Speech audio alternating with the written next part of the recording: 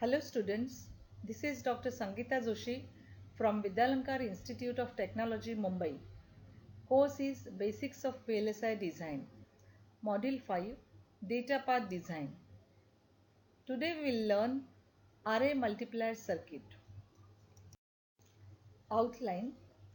We'll proceed with the introduction of array multiplier, followed by binary multiplication of two operands, and then general principle of operation of array multiplier, followed by functionality of 4-bit by 4-bit array multiplier circuit, and finally we'll see advantages and disadvantages of array multiplier circuit.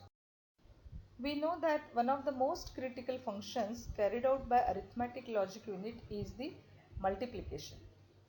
And while processing the digital data, multiplication is most widely or extensively used operation. Basically, multiplication involves two basic operations. One is the generation of partial products and second is the summation of their partial products, that is their accumulation. Now, in order to speed up the multiplication operation, there are two possible ways. Either you can reduce the number of partial products or you can accelerate their summation, or both the solutions can be applied simultaneously. In order to make the multiplication as fast as possible, normally designers sacrifice a lot of chip area.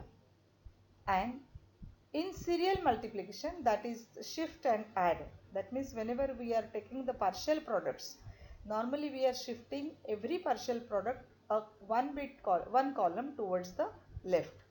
A set of partial products are basically computed first and then these partial products are accumulated together. Now let us understand the binary multiplication of two operands. Uh, First operand, which is the multiplicand, is the 6-bit number, and second operand, which is multiplier, is a 4-bit number. Now in a normal way, what we do, we take the first, that is the least significant bit of multiplier, and we multiply entire bits of multiplicand with this bit. So 1 into 0 is 0, 1 into 1 is 1, 1 into 0 is 0, 1 into 1 is 1, and so on. Since the multiplier is 1, the bit is 1, we get the same number as the multiplicand. So here then we will getting the first partial product. Then we'll move on to the second bit of the multiplier. That bit is also 1, so we'll be again getting the multiplicand as it is. But mind you, now here 1 into 0 we are not writing here. We are writing here the 0 or the cross, and then from the second bit position onwards, we are writing the partial product. So we are shifting towards left by a bit position, the second partial product. The third partial product is that is the 0 multiplied by this entire multiplicand. Since it is a multiplication by 0, you are getting the entire product bits as a 0, and that is from the third bit position. Again we are shifting a position, one bit position towards left, and finally the fourth bit is 1. So you are again getting the entire product as a multiplicand. Now these are all the partial products. This is the PP1, PP2, PP3 and PP4. That is the 4 partial products we are getting, each shifted from the earlier one by 1 bit position towards the left. Now we are supposed to do the summation of these partial products. That is the second step. So, and that is the bit position wise. That means in the first column there is only one bit of the partial product 1. So that is the least significant bit. So here P0 that you are getting is the 0. Now here there are 2 bits. So 1 plus 0 is 1. Here 0 plus 1 plus 0 is 1. Here 1 plus all zeros are there. So the summation is 1. In this position 1 plus 1. So the summation is 0 and you are getting a carry as a 1, which is written here in the red color. So this carry plus this 1, we are getting the sum as a 0 and carry goes to the next column. So that is the 1. So 1 plus 1, that is the 0 is the sum and carry is 1. that 0 is added to this one, so you are getting the final sum as a 1, and then this is the carry. So 0 plus 0 plus 1, you are getting the sum as a 1, and finally here only one bit is there, so that is taken as it is, that is the 1. So this is the final product that you are getting of this binary multiplication. Let's understand the multiplication in a general way. So multiplication of two 4-bit numbers. Supposing the 4 bits numbers are A0, A1, A2, A3, and the second number is the B0, B2, B0, B1, B2, B3. So if these are the two numbers, in a general format, we write the summation as a A0 product as a partial product 1. You will be getting, this is nothing but the product of B0 into A0, then B0 into A1, so A1 B0, then B0 into A2, so that is A2 B0, and B0 into A3, that is A3 B0. So actually these are the 4 bits you are getting, okay, which is nothing but the product of these respective bits. Now second bit position is B1, so entire multiplicand has to be multiplied by the B1. So you are getting A0 into B1, A1 into B1, A2 into B1, and A3 into B1. So that is the second partial product, which is again shifted by the towards left by 1 bit. So that you are getting. So likewise you are shifting the product, and this is the generalized format whenever you are considering the binary number A and B. And this is the P0 to P7 8-bit product that you are getting from 4-bit by 4-bit multiplication. You can also view this multiplication process other way around. I mean, this is the second way to look at it. Basically, we are multiplying B0 by this multiplicand is multiplied by the B0. So entire multiplication is written, entire multiplicand is written, and then it is multiplied by B0. Again multiplicand multiplied by B1, entire multiplicand multiplied by B2, and entire multiplicand multiplied by B3. Of course, a bit position is shifted towards left for each respective partial product, and then the summation of the partial products is carried out, and then you are getting the final product as a P0, P1, P2 up to the P7. That is the 8-bit final product you are getting. Array multiplier.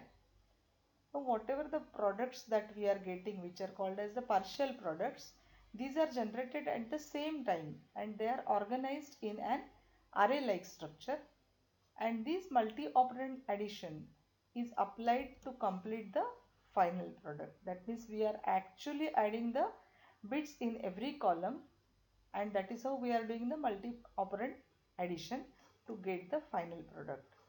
These operations can be directly mapped into the hardware, and the resulting structure is called the array multiplier.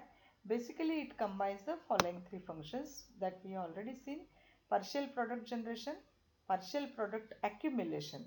Now, whenever you are doing this partial product accumulation and whenever you are doing the multi-operand addition, you may use the ripple carry adders or you may use the carry save adder.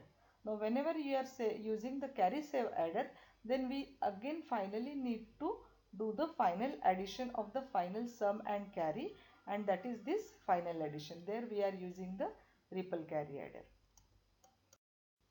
Now before going into the details of 4-bit by 4-bit multiplier circuit, let us understand the how do we get the partial product generation. That means what is the hardware circuit for obtaining the partial product generation. Now here we know that we have already seen that partial product 1 and partial product 2, these are obtained by multiplying the B0 bit to the multiplicand and multiplicand multiplied by this B1 bit. Now this is basically nothing but the A0 into B0, so that is a AND gate is required. Then A1 into B0, again another AND gate is required. So like this 4 AND gates are required, and one of the inputs to these AND gates is common, that is the B0. So this input B0 is common to all these 4 AND gates, and these are the 4 bits of the multiplicand. So here you are getting the partial product 1. So that is the PP1.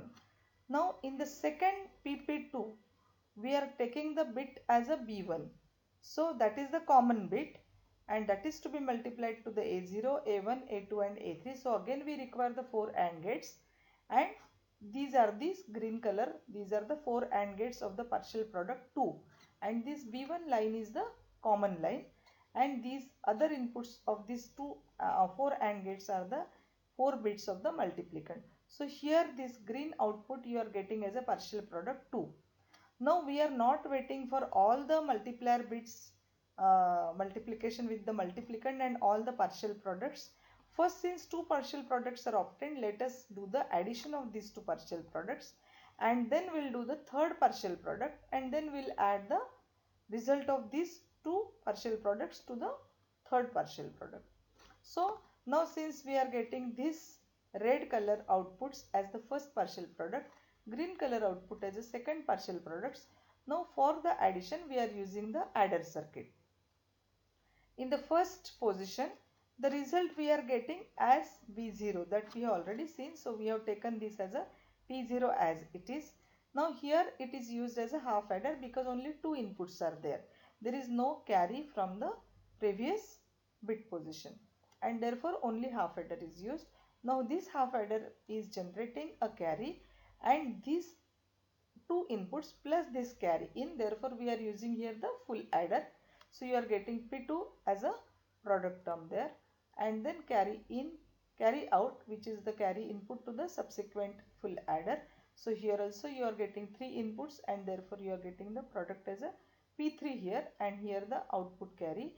Again here the one input is there only, there is only one input because now we are shifting a bit position towards left.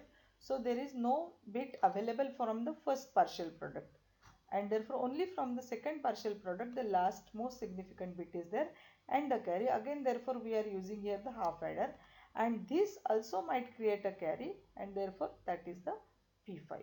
So we'll extend the same logic for the now 4 bit for 4 bit.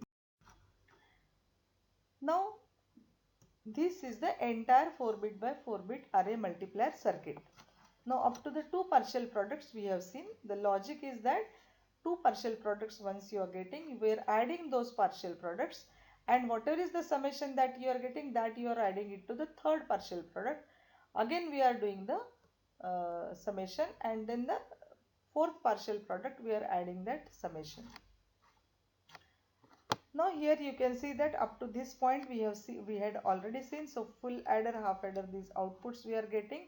Now this B2 is this B2. Okay. So this B2 is multiplied to the A0, A1, A2, A3. So B2 is multiplied by the A0, A1, A2, A3 through these 4 AND gates. And now you are getting here the output of the first partial product summation, two partial product summation, and this is the third partial product. So this is the summation of the first P1 and P2 bit, this is the summation of the P1 and P2, and this is also from the carry of the earlier summation. And now you are again using here the half adder because only two bits are there, and full adder, and again here the full adder. And similarly this is the final you are now getting the three partial product summation here. Okay, and finally we are now moving to the last partial product, that is the B3 multiplied by A0, A1, A2, A3.